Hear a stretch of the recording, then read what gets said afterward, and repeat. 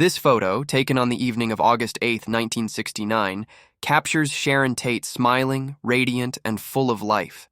She's 8 months pregnant, glowing with anticipation. Just hours later, that same smile would vanish forever.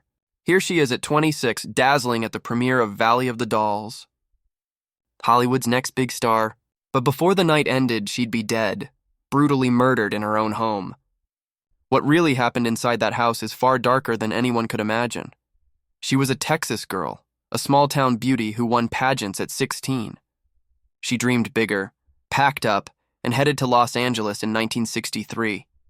Bit parts here and there, small roles that barely hinted at what she'd become. Then came 1967 and Valley of the Dolls. As Jennifer, the doomed blonde, Sharon became an overnight sensation. The world couldn't stop looking at her. The magazines called her the most beautiful woman alive. Her face seemed otherworldly, delicate, angelic, unforgettable. Soon she married Roman Polanski, one of Hollywood's rising stars. His film Rosemary's Baby had made him a household name. They were the industry's golden couple, young, adored, untouchable. Sharon was expecting their first child, a baby boy, due in just 2 weeks. Life seemed flawless. Until August 9th arrived, Roman was in London for work, while Sharon stayed at their home on 150 Cielo Drive in Benedict Canyon. That night, she invited a few close friends for a quiet dinner. Jay Sebring, her ex but still a dear friend, Abigail Folger, heiress to the coffee fortune, and Abigail's boyfriend, Wojciech Frykowski. It was an ordinary evening. Laughter, music, talk about the baby's name. Sharon's nursery was finished, its walls painted yellow. She didn't know if she was having a boy or girl. She wanted the surprise. Photos from those final days show her beaming, hands on her belly, glowing with life. She was happy, so happy, completely unaware that her world was about to end. Just after midnight, 4 strangers crept toward the house. Charles Manson's followers, Tex Watson, Susan Atkins, Patricia Krenwinkel, and Linda Kasabian. They sliced the phone lines, climbed the gate, and entered the property.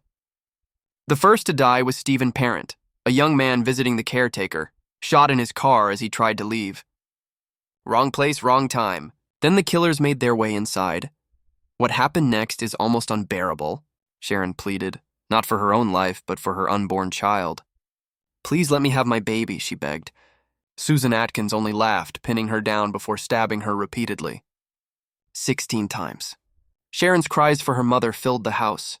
When she died, her baby died with her, 8 months old, only 2 weeks from entering the world. They painted the word pig on the front door with Sharon's blood. Jay Sebring was shot and stabbed. Abigail Folger was stabbed 28 times.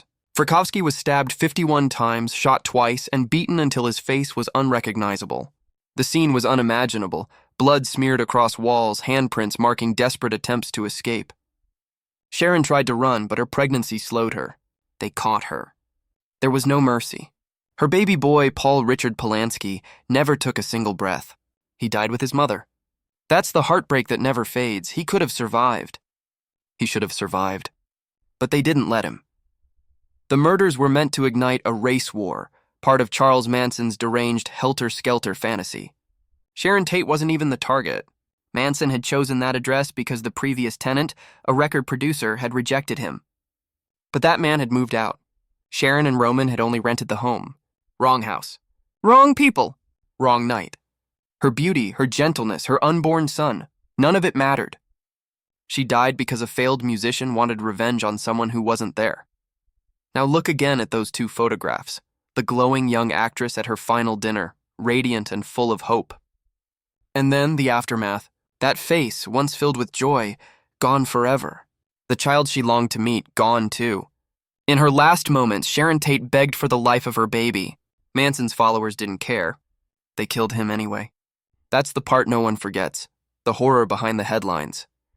Sharon Tate's final act wasn't about fear. It was about love. And that's the untold story.